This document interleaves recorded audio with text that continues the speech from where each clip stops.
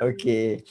Baik, kita lihat bab 4 sistem persekutuan ini, di mana cikgu terus terang cikgu cakap bahawa 4 bab pertama ini memang dry. Maksud dry ni maknanya ianya kering. Kering sebab apa?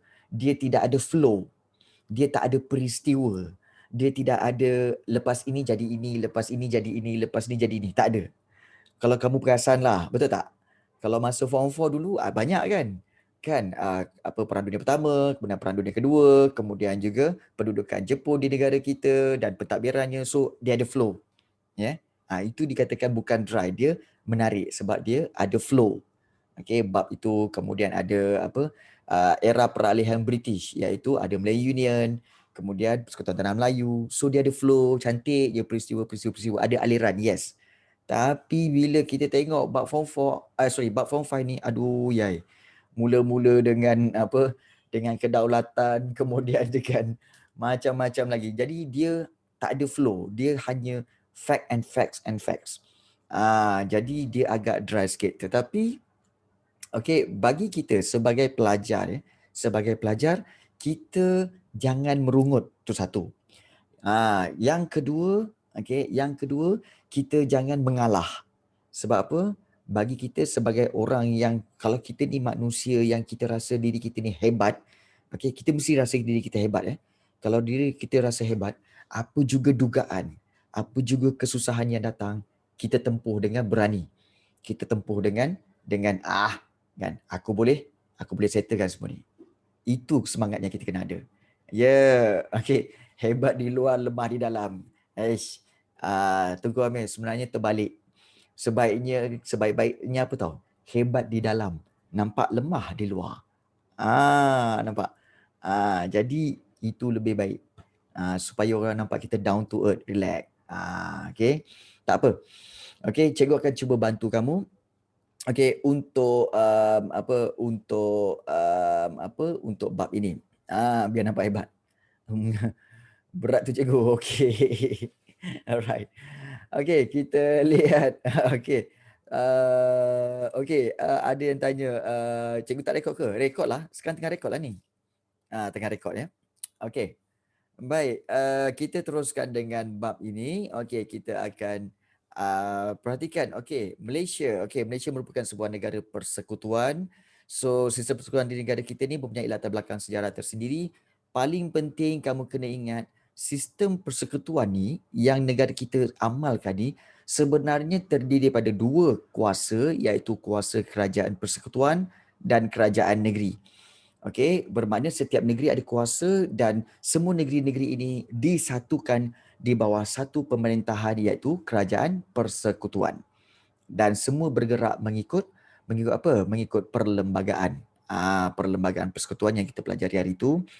Jadi, kerjasama antara kedua-dua inilah yang sebenarnya memberi manfaat kepada kesejahteraan rakyat dan pembangunan negara.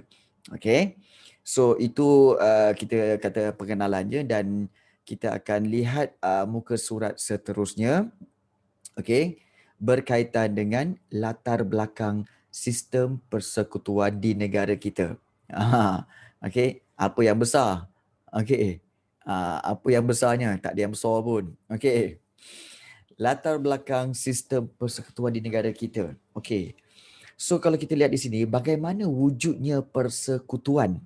Apa itu persekutuan? So take note benda ni, ini memberi definisi ataupun makna. Makna persekutuan. Selalu kalau soalan-soalan, kalau tanya apa itu persekutuan, kamu boleh jawab dengan memberi fakta ini, iaitu persekutuan bermaksud penyatuan beberapa buah negeri dan membentuk sebuah negara yang bersekutu. Maknanya penyatuan beberapa buah negeri. So dalam Malaysia ni ada 14 buah negeri, tapi sebenarnya 13 buah negeri dan satu wilayah persekutuan, betul tak? 13 buah negeri dan satu wilayah persekutuan. Ni kopi yang Nescafe ke apa? Apa tu? Rahsia. Kopi rahsia. Wow. Thank you, Sam. Mama suruh lunch rumah dia. Pukul apa? Pukul lepas ni? 12.30? Time pukul berapa? 12.30? tengah. Ha. Ada shoot lah. Okey. Saya dekat lagi lah. Pukul 4. Makan, so dia drop saya kat mati. Sebab yang lain nanti semua nak tolong angkat orang yang dalam tubuh. Oh, okey. Boleh lah. Okey. Okey sayang. Apa? Wife cikgu, dah tentulah cikgu sebut panggil sayang. Alah kau ni kan. Ni, sayang. Yasmin Dali saya kata, "Hai aunty." Hai. Hai. Okey. Baik. Aunty apa khabar? Tak usah tanya-tanya lah. Kita nak belajar, kau sibuk tanya aunty kau ya.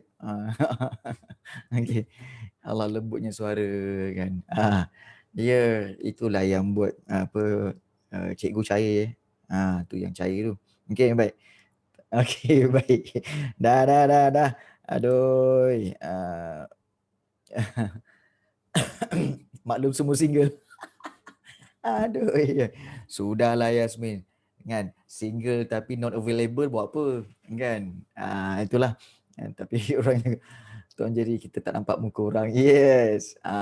Okey. Ya. Yeah. Cikgu. Pelajar baru iklan sebentar.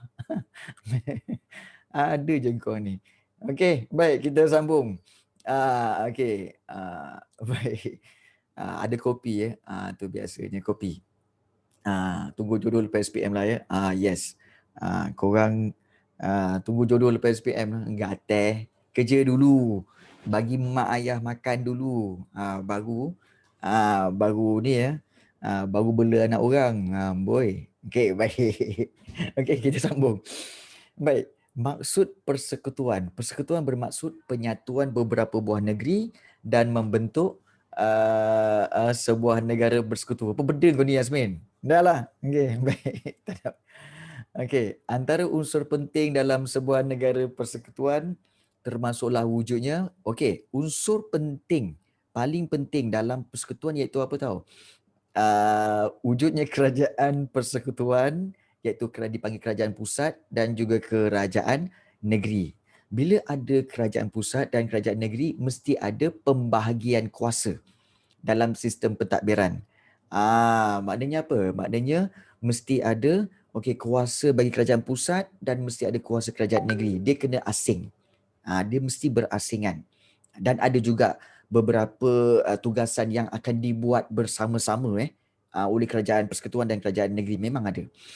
Baik. Bermula dengan sejarah. Bagaimana kita nak lihat latar belakang sistem persekutuan ni. Okey. Baik. Sejarah pembentukan konfederasi. Pembentukan konfederasi ni maknanya persekutuan. Persekutuan Negeri Sembilan pada 1895. Kita pun pelik. Kenapa ada Negeri Sembilan 1895 dan konfederasi? Sebenarnya untuk pengetahuan kamu, Negeri Sembilan sebenarnya adalah sebuah negeri yang persekutuan. Di mana setiap daerah-daerah kecil-kecil itu kan, macam daerah Tampin, kemudian kita kata daerah Jelebu, Jempol, semua tu kan.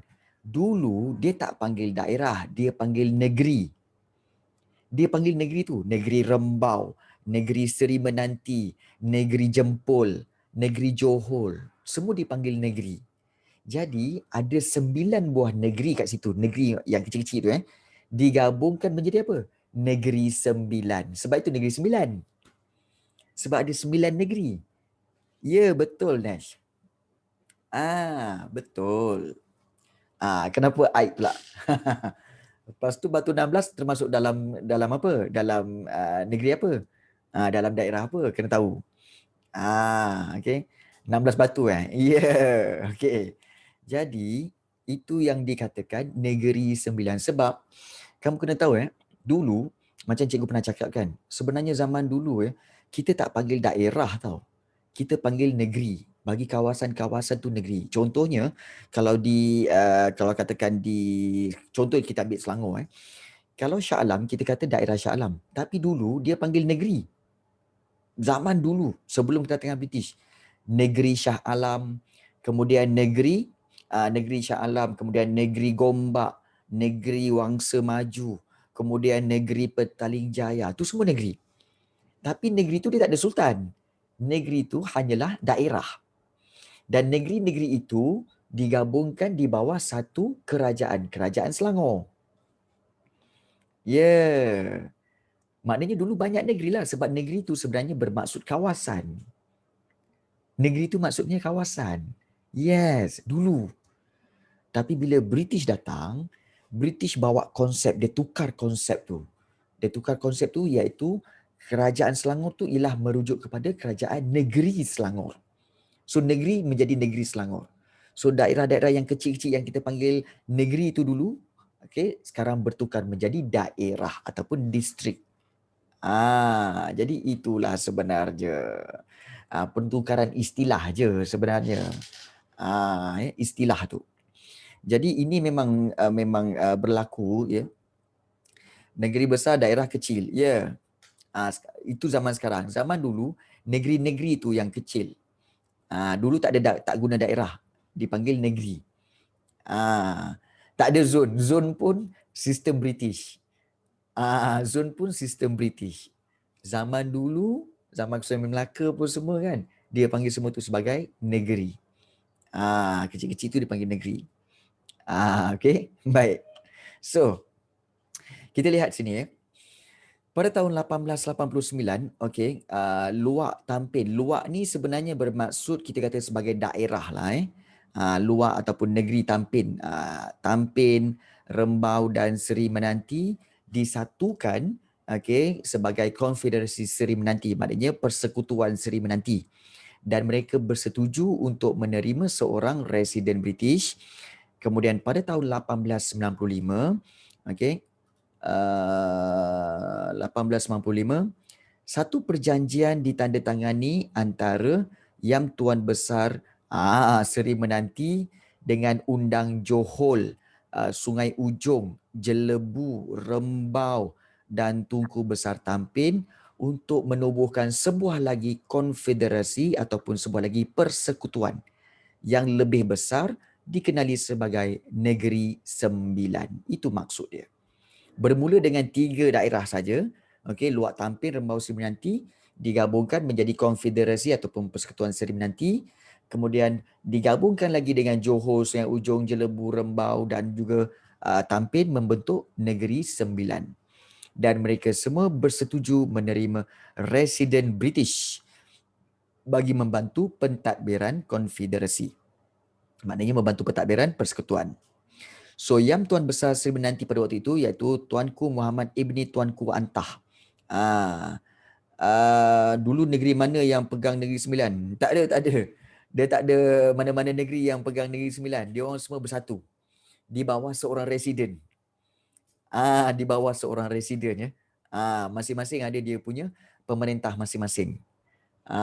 Jadi Yang Tuan Besar Seri Menanti, tapi kebiasaannya Yang Tuan Besar Seri Menanti inilah dilantik sebagai Yang di-Pertuan Besar Negeri Sembilan. Dan Martin Lister dilantik sebagai residen yang pertama di Negeri Sembilan. Kamu tahu kan bahawa kalau Negeri Sembilan dia menggunakan sistem adat perpatih, di mana yang di bawah buah pak memilih perut memilih buah pak memilih lembaga memilih undang dan undang memilih yang di-Pertuan Besar, Yang Tuan Besar. Kan dia sistem macam tu kan? Pemilihan macam tu. Jadi diorang yang atas sekali tu, Yang Tuan Besar itu dikatakan setaraf dengan Sultan. Yang Tuan Besar tu setaraf dengan Sultan. Tapi dia tak pakai Sultan, dia pakai Yang Tuan Besar. Yang Tuan Besar ya. Yes. Sebab itu memang sistem adat pepatih. Negeri Sembilan je adat pepatih. Bukan buah pak pandai, buah pak. Buah pak. Okey, buah pak beramai-ramai memilih lembaga. Lembaga beramai-ramai memilih undang. Undang beramai-ramai, undang ada 4 orang. Undang Seri Menanti, Undang Rembau, Undang apa lagi? Ada 2 lagi. So daripada 4 undang ini, diorang akan vote untuk memilih seorang lagi iaitu Yang Tuan Besar. Yes, itu sistem adat pepatih. Kamu pernah belajar Form 2 dan Form 3. Okey, Form 2 dengan Form 3 dulu. Sejarah Form 2 dengan Form 3 dulu So, inilah yang berlaku sebenarnya. Dan Yang Tuan Besar Muhammad ini, masih ingat sikit. Yes, bagus. Okay. So residen pertama adalah Martin Lister. So inilah kita katakan sebagai persekutuan yang pertama wujud di negara kita. Persekutuan yang pertama. Okay. So kalau kita lihat sistem persekutuan di negara kita mempunyai latar belakang sejarah sendiri, iaitu bermula pada tahun 1896 berikutan perluasan pengaruh British. Sebuah persekutuan yang terdiri daripada 4 buah negeri Melayu ditubuhkan berdasarkan perjanjian persekutuan 1895, dan persekutuan yang pertama ini pada 1896 iaitu NNMB. Maksudnya apa NNMB? Negeri-negeri Melayu bersekutu. Negeri-negeri Melayu bersekutu. Yes. Amira Aida, Martin Lister tu resident British tu kan? Yes, betul. Resident British, yes. Okay. Negeri-negeri Melayu bersekutu ada 4. Betul? Ada 4 kan? Negeri Sembilan, Selangor, Perak dan juga Pahang. Keempat-empat ini menerima resident British mereka. Negeri Sembilan dapat Martin Lister, Perak dapat J.W.W. Birch, kemudian Selangor dapat J.G. Davidson dan juga Pahang dapat J.P. Roger. Masing-masing tu nama-nama tu adalah nama-nama resident British yang pertama bagi negeri-negeri Melayu bersekutu. Susah nak ingat ni? Taklah. Okey. Banyak-banyak nama ni, tiga-tiga nama ni J. Tiga-tiga nama ni J, satu je M. Lagi sekali cikgu. Okey, lagi sekali. Okey, kita ulang Negeri Sembilan Martin Lister. Kemudian di Perak J.W.W. Birch yang kena bunuh tu lah. J.W.W. Birch tu kan. Perak. Okey. Kemudian di Selangor J.G. Davidson. J.G. Davidson. J.G. Davidson. Di Pahang J.P. Roger. J.P. Roger. Yes. So ada 4. Benda ni, okay, yes, okay, benda ni since sejarah PMR lagi, benda ni memang dah ada. Sebab tu senang nak ingat. Okay. Cikgu masa J.W. Birch dibunuh, dia ada pakai baju ke? Tak silap cikgu, dia tak pakai baju. Sebab dia waktu tu dia tengah mandi di tepi sungai. Sebab tu dia dibunuh. Dan dia dibunuh ketika itu dia tengah mandi tepi sungai. So dia tak pakai baju lah rasanya. Tapi jangan tanya pakai seluar ke, tak pakai seluar dalam ke, kau jangan tanya lebih-lebih Nash. Lain macam kau ni. Baik, seterusnya. Okey. Taklah, kena tikam. Okey, baik. Baik, kita lihat. Ya betul, ya Allahu Akbar. Tak tahu ke? Korang ni dah belajar sejarah pun tak tahu. Itulah korang. J.W.W. Birch. J.W.W. Birch. Dia pergi ke Pasir Salak. Okay. Benda ni bukan inappropriate ke tak appropriate. Yang penting matlamat sampai, pandai. Kau ni kan, aduh. Baik. Sebenarnya, kita tahu ramai yang tahu bahawa sebenarnya pada waktu itu, Datuk Maharaja Lela, kemudian Ngah Ibrahim dan ramai lagi sebenarnya mereka memang tak suka J.W.W. Birch sebab dia ni melampau berkuasa lebih daripada sultan. Sampai satu tahap dia kutip cukai. Kemudian dia pergi ke Pasir Salak. Apa yang kat Shah Alam? Dia orang pergi ke Pasir Salak, kemudian dia tampal poster untuk apa? Kutipan cukai. Marahlah orang kampung Pasir Salak. Kemudian dia dah habis tampal poster dengan orang pengikut-pengikut dia. Dia pergi mana? Dia pergi mandi. Dia buka baju, dia pergi mandi. Rupa-rupanya orang Melayu semua, seputung pun semua dah pun bersiap sedia. Kemudian dia orang pun menyelam, pergi berenang, menyelam dan sampai kat J.W. Birch dibunuh, ditikam. Tikam, mati, lalu dibiarkan hanyut. Eloklah terus mandi mayat. Itulah. Terus mandi mayat tu jadi macam itulah. Okey, itu yang berlaku.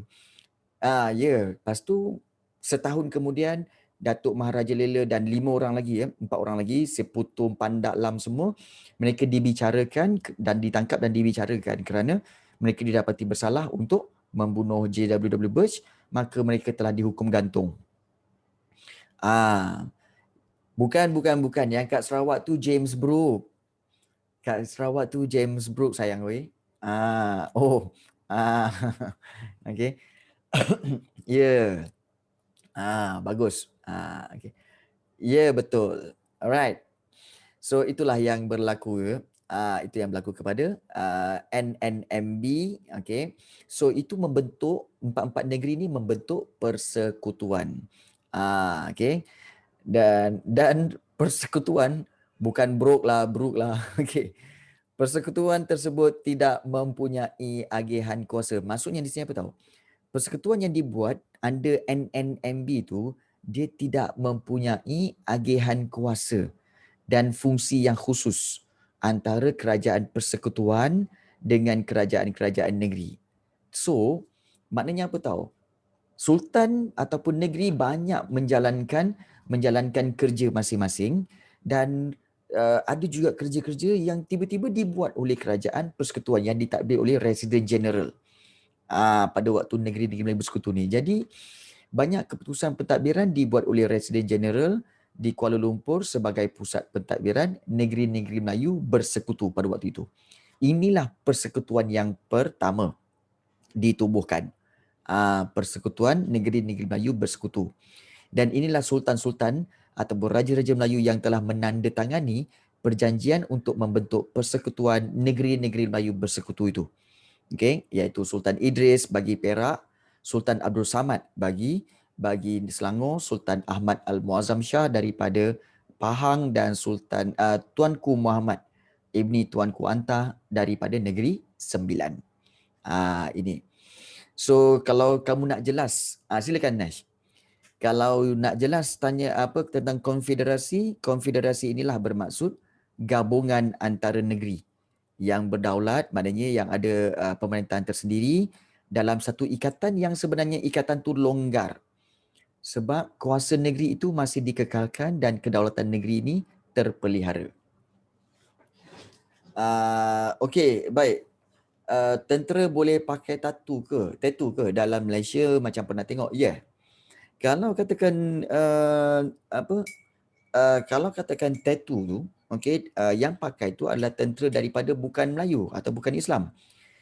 Okey, contohnya, okey, kamu kena faham bahawa tentera Malaysia, okey, bukan semuanya Melayu. Ada juga yang India, ada juga yang Cina, ada juga yang Iban, ada yang Kadazan. So kalau golongan yang Iban dan Kadazan tu memang dah ada tattoo. So kalau dia orang masuk tentera tak ada masalah.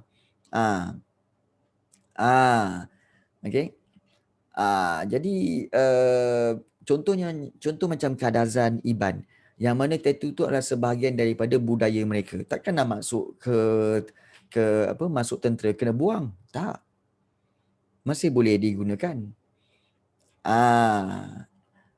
Kena faham yes, sebab memang orang Kadazan, orang Iban kan memang ada tattoo.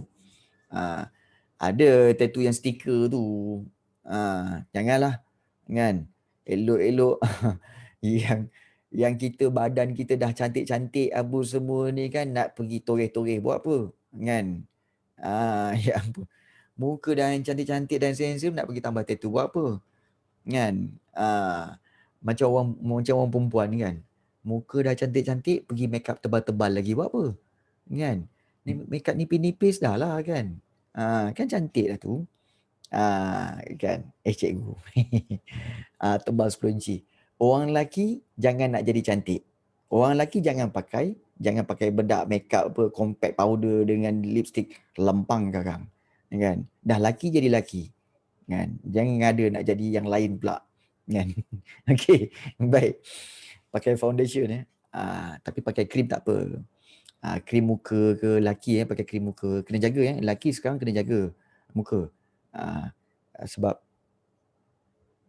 Sebab cikgu pun pakai. Okey, baik. Okey, baik. Yes. Okey. Yeah, skill rutin. Ada pencuci muka, ada dia punya masager dia, kemudian ada dia punya krim. Kena tak apa, kan? Bukan messenger pandai, masager. Okey, baik. Jom. Dah. Okey. Majlis mesyuarat. Ya. Okey, Majlis Mesyuarat Persekutuan 1927. Okey, so kita lihat di sini ya. Okey, kalau kita lihat di sini majlis ini distruktur semula, maknanya Majlis Mesyuarat Persekutuan ini distruktur semula, okey, um, untuk memperkemas pada 1927 untuk memperkemaskan pentadbiran urus persekutuan dan mengukuhkan kedudukan British di negeri-negeri Melayu. Iaitu kita lihat semula Raja-Raja Melayu dan pembesar bergambar selepas menandatangani perjanjian, struktur semula Majlis Mesyuarat Persekutuan. Yang dirujuk persekutuan ni sebenarnya adalah Persekutuan Negeri-Negeri Melayu Bersekutu. Masa ni belum ada Persekutuan Tanah Melayu, belum. Hanya ada Persekutuan Negeri-Negeri Melayu Bersekutu. Jadi pengurusan ini distruktur semula dan kemudian kalau kita lihat pada 1946 satu lagi bentuk persekutuan, tapi ini bukan persekutuan. Ini dipanggil Kesatuan Malaya atau nama lain dia, nama lain yang terkenal Malayan Union. Pada tarikh bilakah Malayan Union diisytiharkan? Bagi tahu cikgu. Kan? Bagi tahu cikgu, bilakah Malayan Union diisytiharkan? Bagus Amira Aida, bagus Umaira Balkis.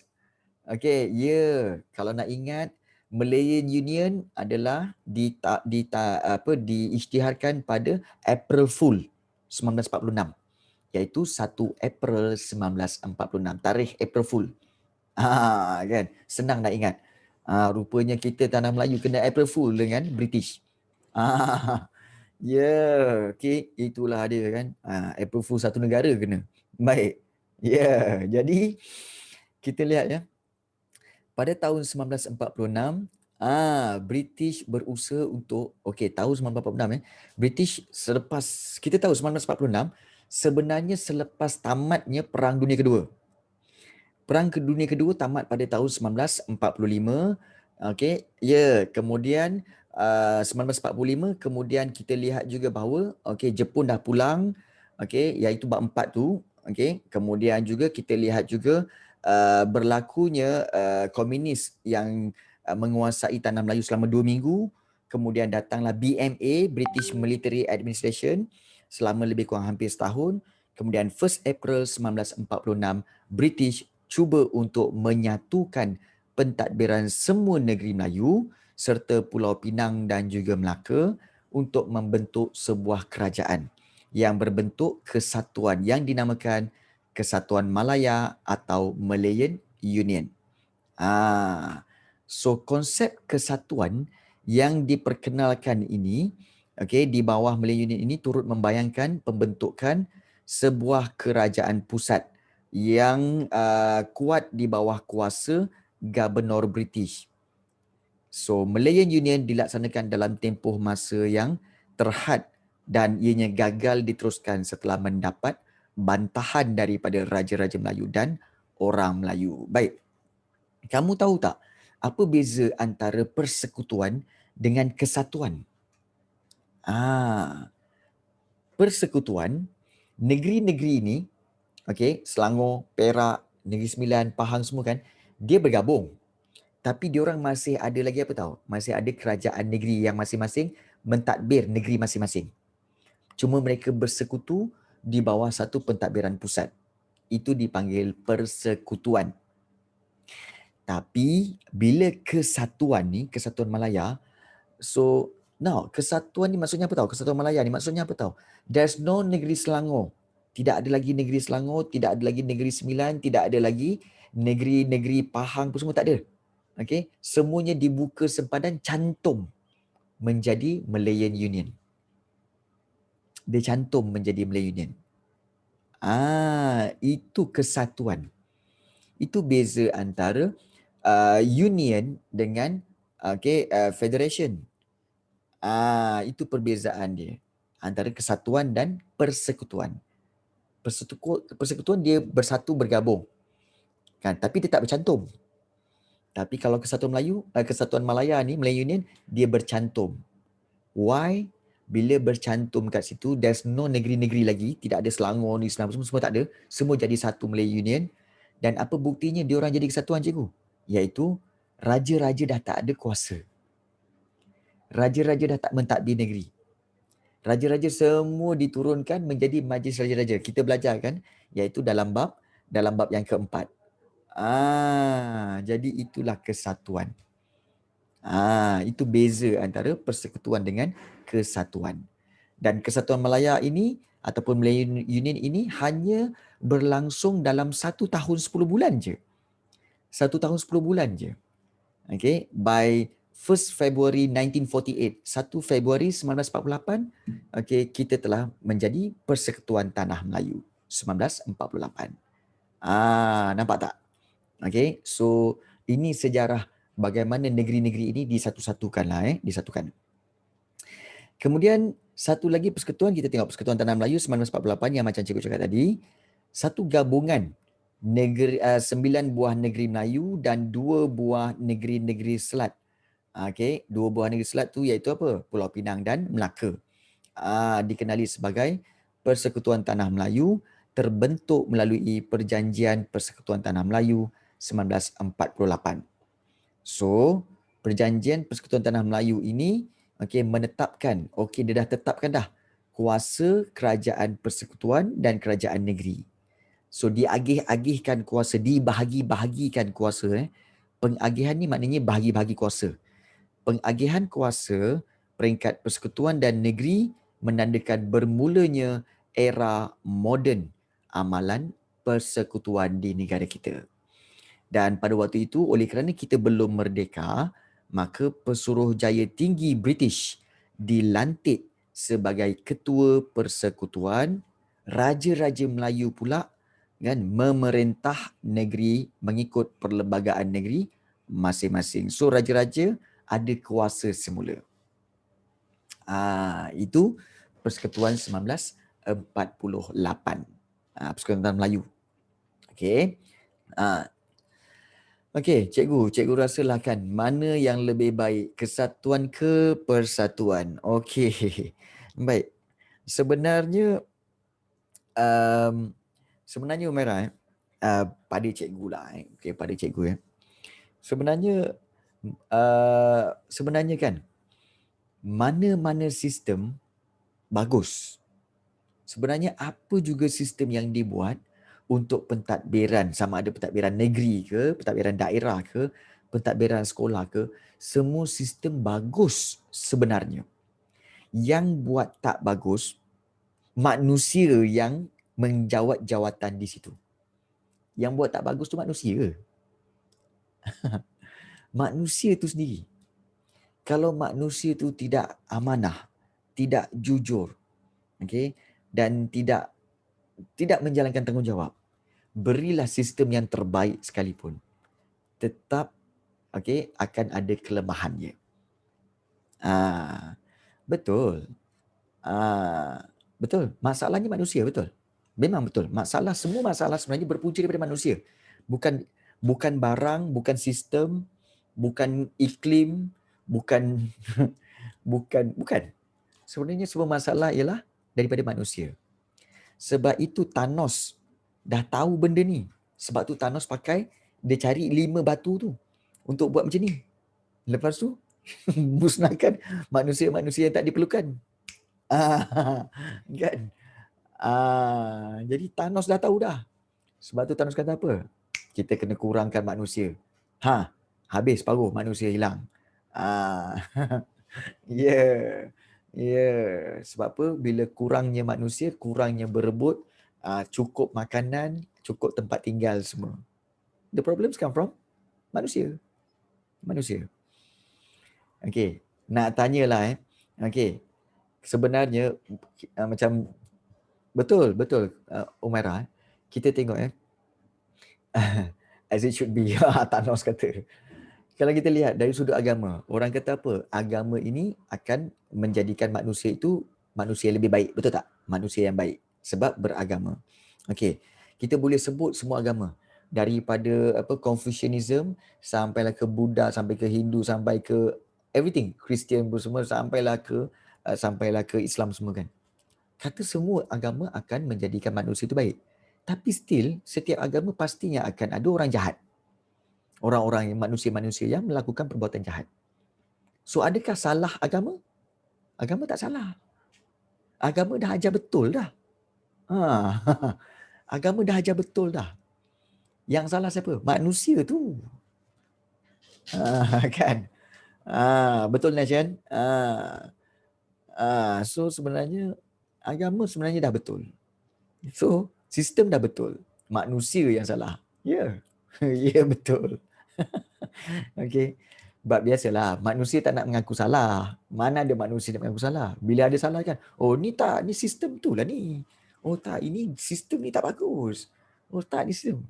Diorang suka salahkan orang lain. Okey. Logik tengku. No matter what. Ya, okey. Macam cikgu Umairah, boleh cikgu review sikit tak? Umairah ada bagi soalan kat cikgu. Kemudian dia buat jawapan dah. Kemudian dia tanya, kenapa ya jawapan tu salah? Kan? Cikgu Boleh, cakap boleh. apa? Cikgu cakap apa? Ayat kau tergantung. Tergantung macam mana cikgu? Iyalah, ayat tu dia buat, okey, darurat boleh diisytiharkan. Darurat boleh diisytiharkan oleh Yang di-Pertuan Agong. Okey, kerana keselamatan awam dan juga keselamatan awam dan apa satu lagi tak? Dan kekangan ekonomi, masalah ekonomi. Okey, darurat boleh diisytiharkan oleh Yang di-Pertuan Agong kerana keselamatan awam dan masalah ekonomi. Cikgu jadi macam, okey, masalah ekonomi tu kenapa?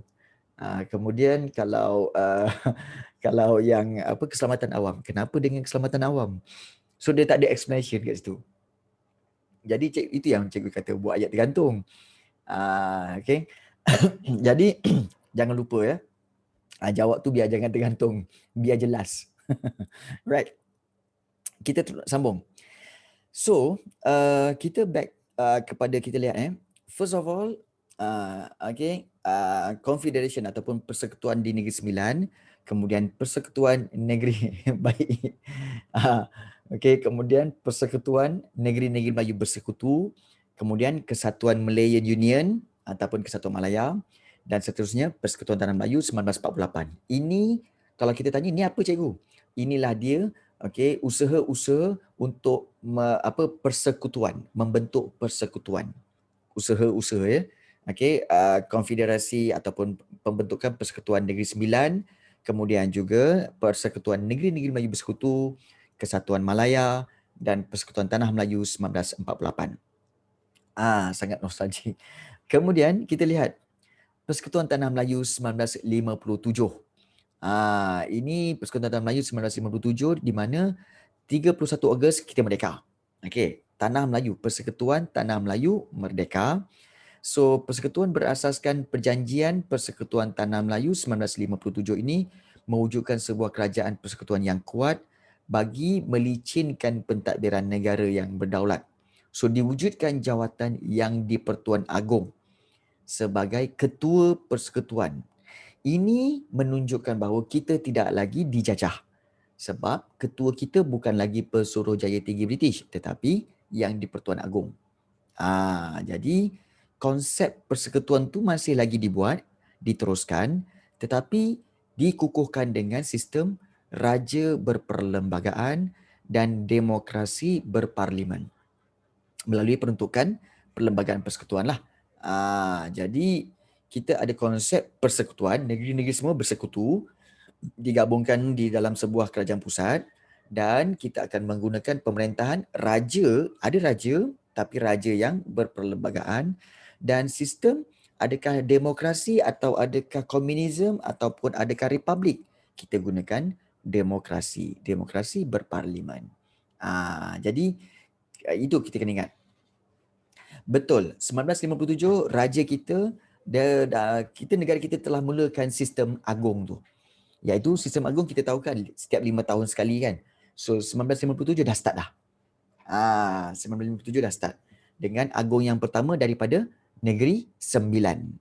Agung yang pertama dari Negeri Sembilan. Yang mana? Yang setiap hari kamu tengok muka dia.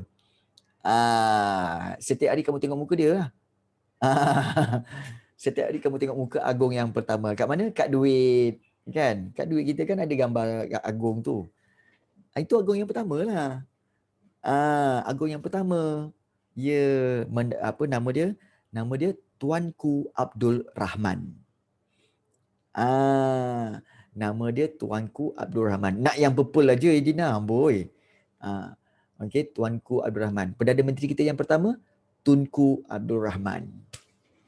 Agong kita yang pertama, Tuanku Abdul Rahman. Daripada Negeri Sembilan. Yes. Dua-dua nama Rahman.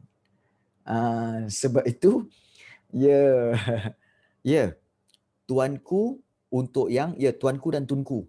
Yes. Tuanku tu yang Agong yang pertama. Tunku tu Perdana Menteri kita yang pertama. Tuanku Abdul Rahman, Agong yang pertama. Tunku Abdul Rahman, Perdana Menteri kita yang pertama. Dia is different person. Different person. Okay. Zaman sekarang raja buat apa je? Oish. Najwa, cikgu suka soalan tu. Okay. Najwa, raja ni sebenarnya dia banyak tanggungjawab. Dia tak buat kerja tapi dia tanggungjawab. Sebab segala kuasa pentadbiran sebenarnya akan kembali kepada raja. Walaupun yang mentadbir tu adalah menteri besar ataupun Perdana Menteri. Ini analogi yang okeylah. Okay. Cikgu mungkin bab ni cikgu akan pergi slow sikit sebab tak apa. Soalan-soalan ni cikgu suka. Dia macam ni. Kita ambil dalam satu entiti yang kecil. Contohnya apa? Kita tengok kat rumah kita. Kalau ikutkan, raja kat rumah kita siapa? Bapak kita, betul? Raja kat rumah kita bapak kita, betul? Permaisurinya adalah isteri ataupun mak kita lah. Mak kita. Baik, kemudian yang kita katakan yang mentadbir negeri rumah kita tu siapa? Anak yang sulung. Anak yang sulung akan mentadbir, anak sulung. Kemudian yang bawah-bawah tu adalah menteri-menteri tu. Adik-adik tu menteri-menteri tu. So, kadang-kadang raja kata apa? Okey, raja bagi tahu kepada anak yang sulung. Raja kata apa? Okey, abang. Okey, abang hari ni ayah nak abang kemaskan rumah ni semua. Okey, kemaskan rumah ni, bagi bersih-bersih. Okey, bagi bersih-bersih. Jadi, okey. Okey lah. So, ibaratkan anak yang sulung tu sebagai Perdana Menteri ataupun Menteri Besar. Ayah tu raja. So, raja dengan permaisuri keluar. Anak sulung pula sebagai Menteri Besar atau Perdana Menteri, dia kata apa? Okey, adik-adik semua. Okey, jom. Kita kemaskan rumah.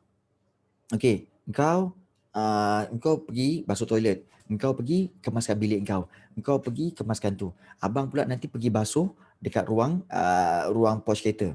So, masing-masing buat kerja. Okey, masing-masing buat kerja. Okey.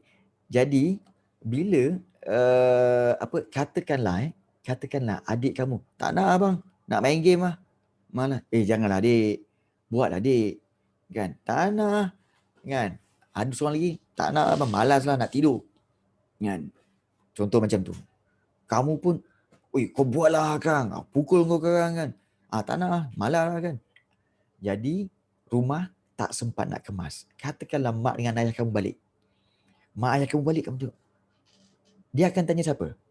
Dia akan tanya Perdana Menteri dulu. Akan tanya kepada Menteri Besar dulu. Iaitu kamulah, abang atau kakak. Bang atau kak, asal rumah tak kemas lagi? Kamu akan kata apa? Tadi dah suruh dah tapi dia orang tak nak buat. Kenapa kau tak suruh dia orang betul-betul? Kenapa kau tak cakap dengan dia orang? Kan? Sudahnya siapa yang salah? Abang dengan kakak sulung tu yang akan salah. Abang dengan kakak sulung tu yang salah. Sebab kata, macam mana kau jaga adik kau? Macam mana kau jaga adik kau? Nampak tak? Pengagihan kuasa. Okay. Pengagihan kuasa. Okay. Lepas tu, katakanlah, tak lama kemudian, kawan-kawan ayah kamu datang. Kawan-kawan ayah kamu datang, kita orang datang ni. Tiba-tiba masuk ke rumah. Jadi tetamu. Jadi, bila tetamu, bila masuk kan, Man, rumah kau bersepah, Man. Sorry. Mak aku bersepah sikit. Kemudian bapak kamu pandang kamu. Siap kau nanti. Ayah dah cakap kembar rumah kan, kau tak kembar rumah. Nampak tak? Nampak tak? Jadi ayah tu macam raja. Kalau raja kan, raja dia nak make sure bahawa negeri tu run dengan baik. Kalau tak run dengan baik, dia akan cari menteri besar. Dia akan cari Perdana Menteri. Apa pasal negara kita jadi macam ni? Apa pasal negeri kita jadi macam ni? Kemudian nanti kalau ada pemimpin-pemimpin negara kan, dia akan tanya pada Sultan. Tuanku, kenapa rumah tuanku jadi macam ni? Kenapa tuanku punya negeri negara jadi macam ni? Siapa yang malu? Yang di-Pertuan Agong atau raja tu yang malu. Nampak tak? So maknanya apa? Raja ni dia memegang tanggungjawab untuk make sure semua ni run dengan baik. Itu tanggungjawab raja. Dia yang akan dapat nama buruk. Siapa yang dapat nama buruk? Bukannya menteri besar dapat nama buruk, bukannya Perdana Menteri dapat nama buruk, bukan adik-adik kamu tadi ataupun bukannya menteri-menteri kecil tu yang dapat nama buruk. Nama buruk tu siapa dapat? Raja yang dapat. Jadi jangan fikir raja tak ada tanggungjawab tau. Raja tanggungjawab besar. Jadi apa-apa pun raja yang akan dapat nama. Betul Nash. Kali ni PM dapat nama buruk. Yelah, kalau raja dah pesan, PM yang degil. Kalau macam bapak tadi kan, bapak dah pesan pada abang, tapi abang yang tak jalankan kerja, abang lah dapat nama buruk. Sebab tu biasanya kalau dalam grup ni, kalau ada pelajar-pelajar ni yang anak sulung, mesti stres kan anak sulung? Kan? Oh tak ada selalunya anak sulung ni banyak tanggungjawab. Yes Anik. Yes. Sebab apa? Cikgu pun anak sulung. Cikgu anak sulung Cikgu anak sulung, 6 orang adik-beradik. Yes. Tapi sebagai anak sulung, jalankan tanggungjawab anda. Sebab apa? Jalankan tanggungjawab anda dengan adik-adik semua. Okey, sebab apa? Nanti apabila dah besar, sebab apa? Nanti bila dah besar nanti, kan? Bila dah besar, adik-adik kamu akan menjadikan kamu, anak sulung, sebagai rujukan. Macam cikgu sendiri. Adik-beradik bila nak kahwin ke, ada masalah kan, dia akan tanya, macam mana ni? Dia bincang-bincang adik-beradik kan. Tanya Abang Rafi. Dia tanya cikgu dulu. Bang, macam mana ni bang ya? Sekejap, kita meeting. Kita mesyuarat. Maknanya apa? Tak perlu dihormati tetapi, dia panggil Abang Rafi. Yes, Abang Rafi.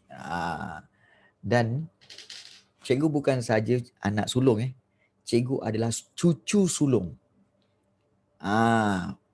Bukan saja anak sulung tapi cucu sulung.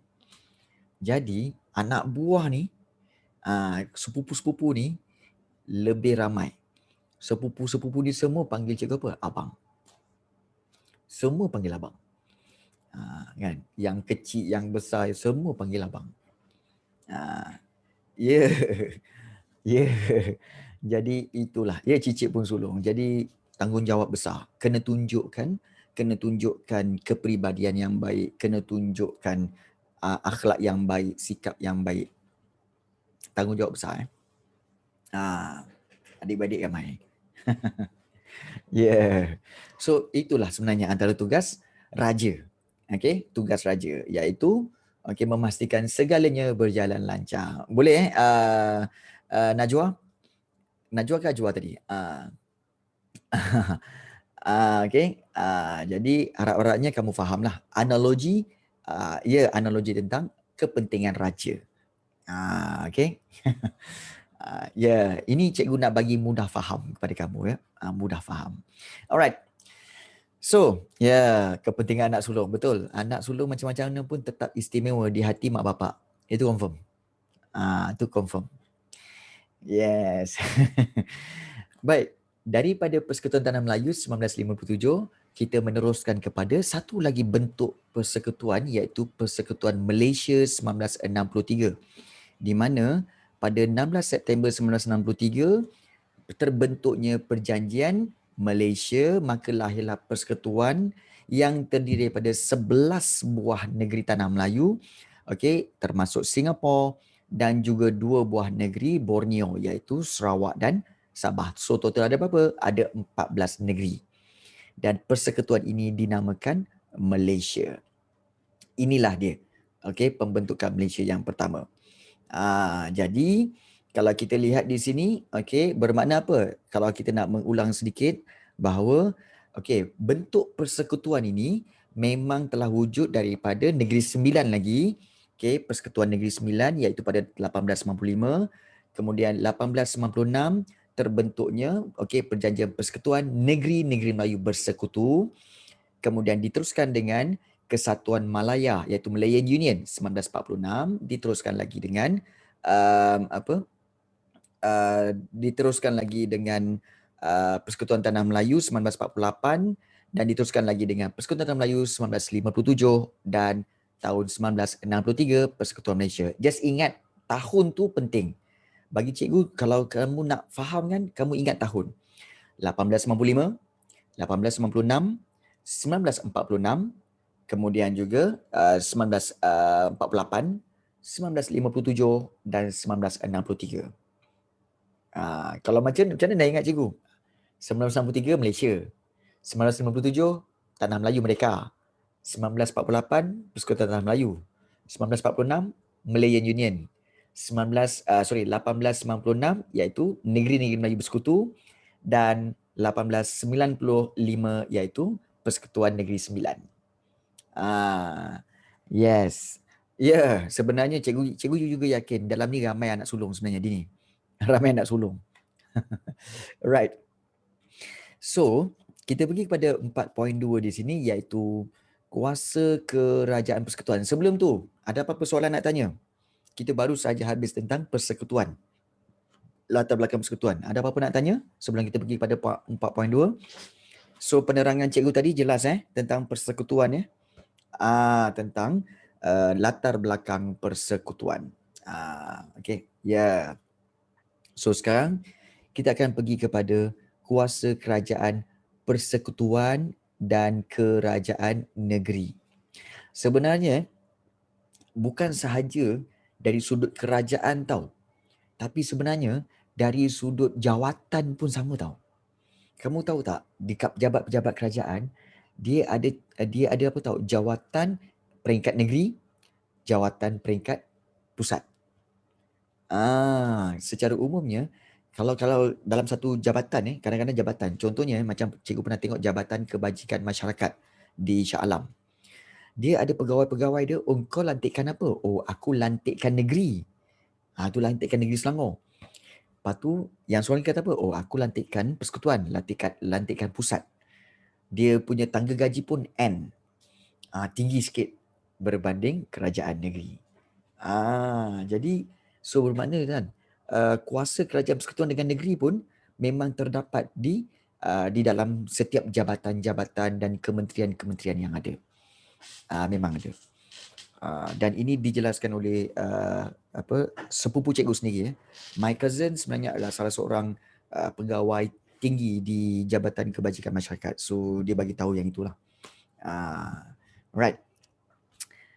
So pentadbiran kerajaan Malaysia, geng-geng royal dibahagikan pada 3 peringkat iaitu ada persekutuan, ada kerajaan negeri dan kerajaan tempatan. Mungkin kerajaan tempatan ramai yang tak tahu. Tak apa, nanti cikgu terangkan. Senang je sebenarnya. Baik. Pembahagian kuasa ini kalau kita lihat, Perlembagaan Persekutuan memperuntukkan kuasa yang khusus, kuasa khusus antara kerajaan persekutuan dengan kerajaan negeri yang meliputi, yang merangkumi kuasa undang-undang dan kuasa pemerintahan. Masing-masing ada kuasa undang-undang, masing-masing ada kuasa pemerintahan. Jadi, kenapa dibahagi-bahagikan kuasa ni? Baik, kalau ada soalan, mengapa pembahagian kuasa berlaku antara kerajaan persekutuan dan kerajaan negeri? Pembahagian kuasa antara kerajaan persekutuan dan kerajaan negeri, tujuan dia adalah untuk licinkan perjalanan sistem persekutuan. Serta, itu satu. Kemudian yang kedua untuk apa? Untuk mengelakkan masalah. Okey, permasalahan antara kedua-dua peringkat kerajaan. Takut ada yang overpower antara satu sama lain. Sebab itu kena clear bahagikan kuasa. Contohnya kalau kita lihat dari sudut pendidikan, contohnya pendidikan, bila pendidikan, kita tak akan pergi kepada kerajaan negeri. Sebab kerajaan negeri tidak ada bidang kuasa dalam pendidikan. Contohnya kamu nak buat laporan tentang sekolah. Oh cikgu, sekolah kami ni sebenarnya guru-guru ni tak baguslah, guru-guru ni nak buat laporan lah, guru-guru ni selalu tak masuk kelas lah, apa semua, pengetua pun tak datang pun semua. Kat mana kita nak report ni? Okey, kita orang nak report kat kerajaan negeri Selangor lah. Kalau kamu pergi ke kerajaan negeri Selangor cakap apa? Ini bukan tempatnya. Kami tak ada kuasa tentang pendidikan. Pendidikan kena tanya kerajaan di Putrajaya, iaitu di kerajaan pusat. Iaitu di mana? Kementerian Pendidikan. Nampak tak? Kerajaan negeri, pendidikan kena pergi sana.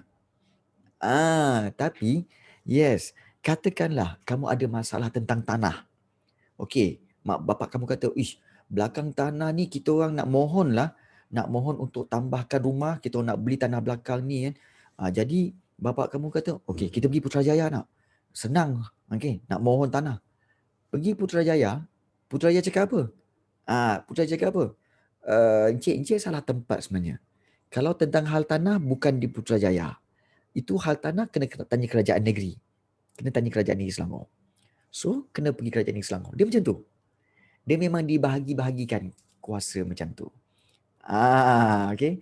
Jadi jangan salah faham. Jangan tak tahu tentang perkara ini. Kalau tak tahu, semak dulu, cari maklumat dulu. Jangan menonong je. Nampak sangat nanti orang cakap bodohnya dia ni. Kan? Google banyak apa semua, pergilah cari dulu siapa kuasa antara kuasa siapa. Ya, betul. Jangan malukan diri.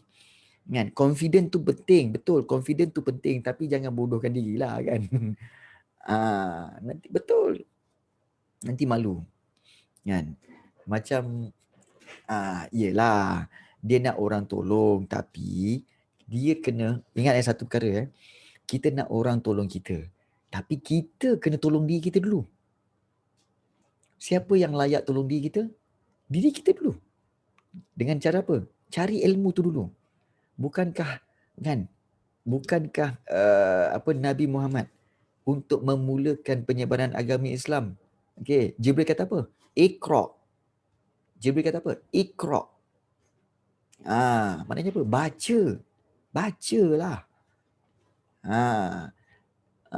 Orang kita sekarang tak baca. Kadang-kadang ada artikel kat FB, artikel tentang apa tahu?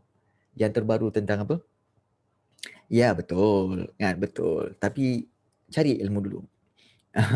Contohnya macam apa tahu? Ni isu buku sejarah tingkatan 4. Katanya mengagung-agungkan komunis. Kemudian juga mengagungkan komunis dan juga membawa ideologi komunis, ingin menanam ideologi komunis dalam kalangan pelajar. Kan? Itulah. Cik cakap apa? Ini orang-orang yang komen ni tak baca. Tak baca. Cuba baca. Cuba baca. Korang sendiri daripada tahun lepas cikgu ajar kan, bab yang ke-6, ancaman komunis. Ada terpengaruh dengan komunis ke? Tak ada. Tak ada pun. Yang dia duk sibuk-sibuk apa pasal? Nampak? Ini jenis orang-orang tak baca ni. Betul. Sebab itu baca dulu. Baca dulu sampai habis. Kemudian baru bagi komen. Jangan nak komen aja. Kan? Baca dulu. Cari ilmu tu dulu. Nanti tak lego dah sejarah. Cik Mir, cikgu suka kamu punya pemikiran, iaitu niat kamu untuk membantu. Tapi Cik Mir, membantu orang bagus. Tetapi untuk diri kita. Kita kena mulakan dengan apa? Kita kena mulakan dengan ilmu. Iqra dulu. Okay. Barulah kita boleh bantu orang. Kita tak ada iqra, kita tak ada ilmu, macam mana nak bantu orang? Kita dulu. Kalau sebab itulah kena banyak bahan bacaan. Help yourself first. Sebab itu mula apa? Tolong diri kamu dulu. Yang kedua, kalau nak sayang orang, sayang diri dulu. Nak cintakan orang, cintakan diri dulu. Baru boleh. Betul. Betul. Kena ada orang ajar. Betul. Tapi, bila kita minta orang ajar tu, maknanya apa? Nak bantu diri kita lah. Kita nak mencari ilmu. Macam korang kan? Macam korang, kenapa masuk kelas ni? Padahal kamu boleh baca je. Kan? Kenapa masuk kelas ini? Kerana perlu bantuan daripada cikgu. Untuk memberi penerangan. Supaya kamu yang dapat ilmu. Nak bantu diri kamu. Nak bantu diri kamu. Ini sebenarnya. Kelas ni untuk bantu diri kamu. Bukan untuk bantu cikgu, bantu diri kamu. Sian otak saya ni. Okay, baik. Okay, good. Ini pembahagian kuasa antara kerajaan persekutuan dengan kerajaan negeri.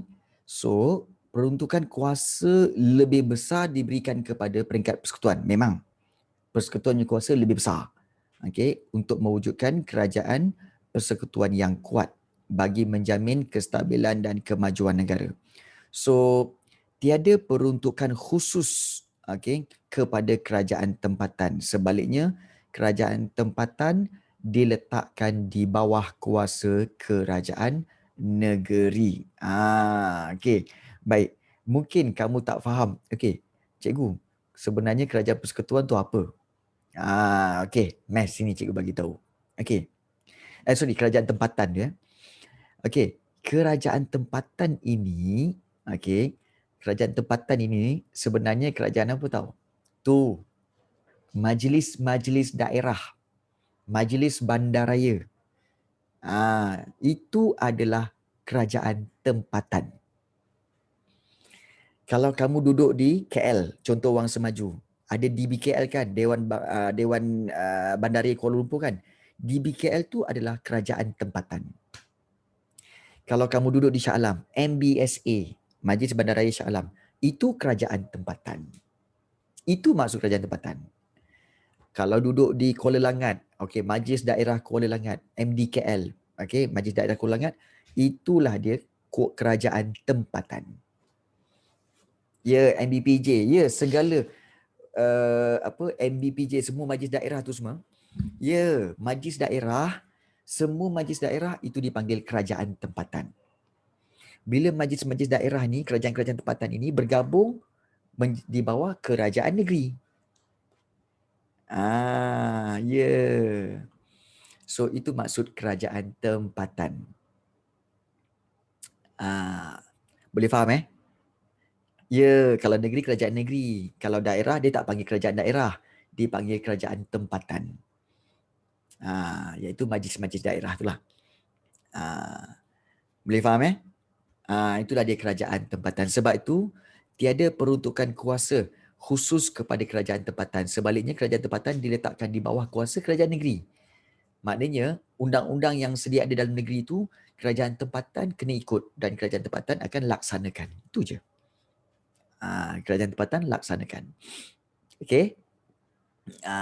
Itulah yang berkaitan dengan kerajaan pusat, kerajaan negeri, kerajaan tempatan.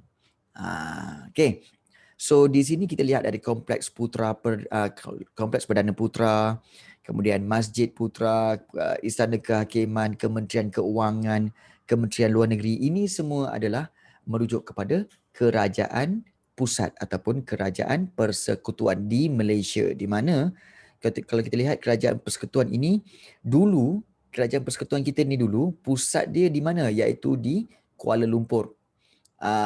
Kemudian dipindahkan ke Putrajaya pada 1999. Kerajaan pusat tu maknanya kerajaan persekutuan lah. Maknanya semua kerajaan-kerajaan negeri akan merujuk kepada satu center atau pusat. Itu dipanggil kerajaan pusat. Centralized. Centralized, kerajaan pusat. Jadi itu maksud kerajaan pusat, iaitu kerajaan persekutuan. Kerajaan pusat kita biasa panggil kerajaan pusat lah. Dan Putrajaya, ya, Mahkamah Tinggi, yes, Mahkamah Tinggi, betul. Putrajaya diisytiharkan oleh Tun Dr. Mahathir Mohamad, Perdana Menteri Malaysia yang keempat. Yes, penubuhan ini untuk mewujudkan sebuah pusat pentadbiran kerajaan persekutuan yang lebih sistematik berikutan keadaan Kuala Lumpur. Kuala Lumpur waktu itu memang sesak dengan pembangunan dan pertambahan penduduk. Jadi Tun Dr. Mahathir telah dengan kerajaan persekutuan dengan kerajaan negeri Selangor, kita lihat pada tahun 2000 kerajaan negeri Selangor dan kerajaan persekutuan menandatangani perjanjian untuk menjadikan Putrajaya sebuah wilayah persekutuan. Jadi nama Putrajaya ini diambil bersempena dengan nama Tunku Abdul Rahman Putra Al-Haj, iaitu Perdana Menteri Malaysia yang pertama. Ini. Okay. Yes. Jadi dulu sebenarnya kita punya pusat pentadbiran kerajaan Malaysia. Kerajaan Malaysia sebenarnya pusatnya di mana? Di Kuala Lumpur. So semua kementerian ada di Kuala Lumpur. Tapi masalahnya bila Kuala Lumpur semakin padat, kemudian jam, menteri nak pergi meeting semua pun jam, pergi parlimen pun jam semua. Jadi Tun Dr. Mahathir kata apa? Okey, kita cari satu tempat lain untuk dibina bangunan-bangunan kerajaan. Okey, dan di situ kita letakkan kerajaan pusat. Jadi dipilih kawasan sekarang. Dulu sebenarnya kawasan tu adalah kawasan daerah Dengkil, sedikit Dengkil, sedikit Sepang, bercampur dengan Sepang. Sepang dan Dengkil tu dicantumkan di situ. Situ sebenarnya dulu kawasan kelapa sawit. So telah dibersihkan dan dibina bangunan-bangunan ini. So inilah dia menjadi Putrajaya. Menjadi Putrajaya, dan pada siap saja maka kementerian-kementerian yang ada di Kuala Lumpur semua pindah pergi ke Putrajaya. Jadi Putrajaya telah diisytiharkan sebagai wilayah persekutuan. Dan kerajaan persekutuan, dulu tak ada. Dulu tak ada Putrajaya. Putrajaya baru ada tahun 1999, tahun 2000 lah. Baru lagi. Baru lagi. Dulu tak ada Putrajaya. Dulu semua kementerian dekat mana? Dekat Kuala Lumpur. Itu yang berlaku ya. Perpindahan itu. Okay.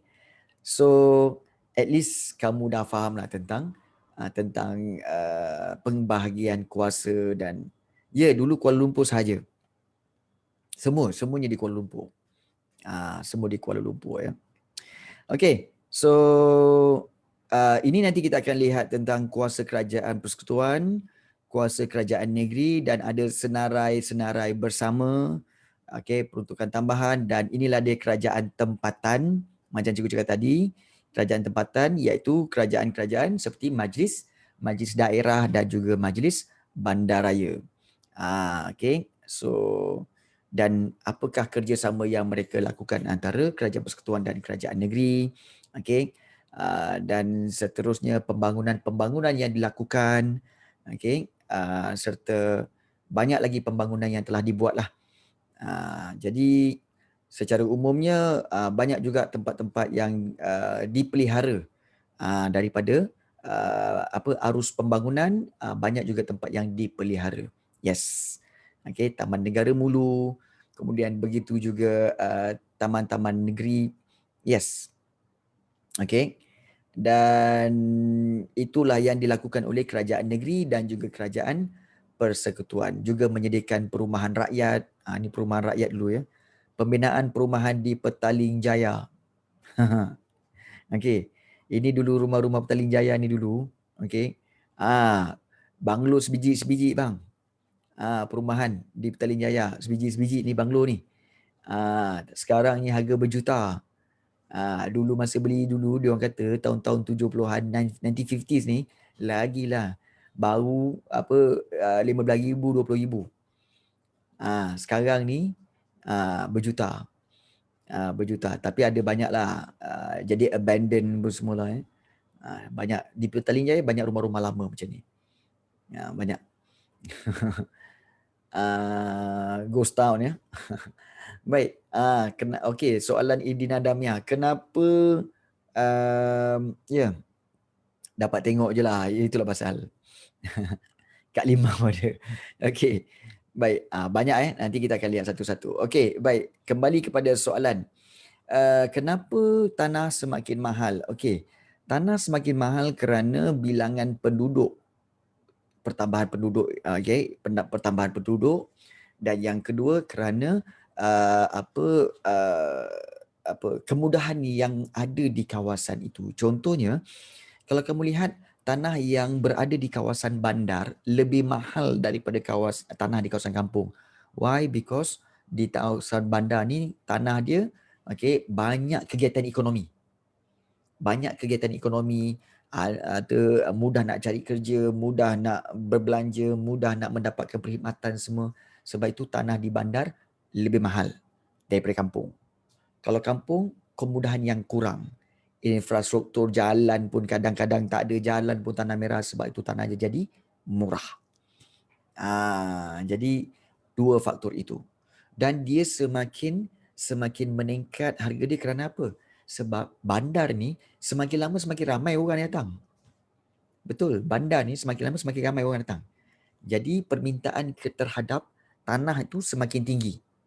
Bila permintaan tanah dan rumah semakin tinggi, harga pun semakin meningkat. Itu yang kita belajar dalam ekonomi. Bila permintaan tinggi, harga pun tinggi. Permintaan tinggi, penawarannya rendah, maka harga akan meningkat. Itu dalam ekonomi. Yes. Kan? Untuk jadi kaya. Betul? Yes. So, combine je. Sebab tu je cakap, combine je. Apa pengetahuan yang kamu ada. BM, sejarah, ekonomi, boleh je bergabung. Combinekan semua tu. Kan? Yes.